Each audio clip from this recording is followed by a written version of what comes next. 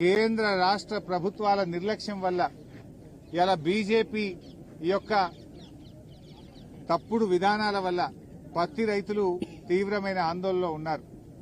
ఇలా సీసీఐ ఒక తుగ్లక్ లాగా ఒక పిచ్చి పిచ్చి నిర్ణయాలు తీసుకుంటా ఉంది.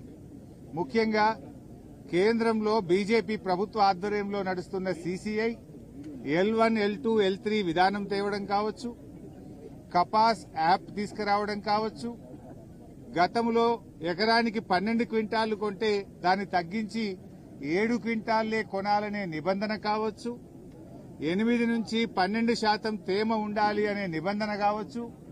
ఇలాంటి తుగ్లక్ చర్యల వల్ల రైతులందరూ కూడా రోడ్డు మీద పడే పరిస్థితి వచ్చింది. ఇలా రాష్ట్ర వ్యాప్తంగా 2 రోజుల నుంచి జిన్నింగ్ బిల్లులన్నీ మూతపడ్డాయి.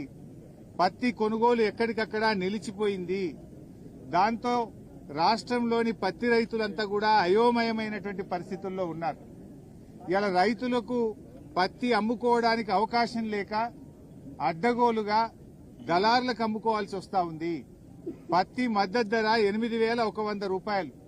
కానీ ఈరోజు పత్తి కేవలం 6,000 రూపాయలకు మాత్రమే రైతులు అమ్ముకుంటున్న పరిస్థితి. ఓ క్వింటాల్ మీద 2,000 రూపాయలు ఇలా పత్తి రైతులు నష్టపోతా ఉన్నారు. ప్రభుత్వమేమో మాటల్లో కేంద్ర రాష్ట్ర ప్రభుత్వాలు రైతులకు అరచేతిలో వైకుంఠం చూపిస్తున్నారు, చేతల్లో నరకం చూపిస్తా ఉన్నారు.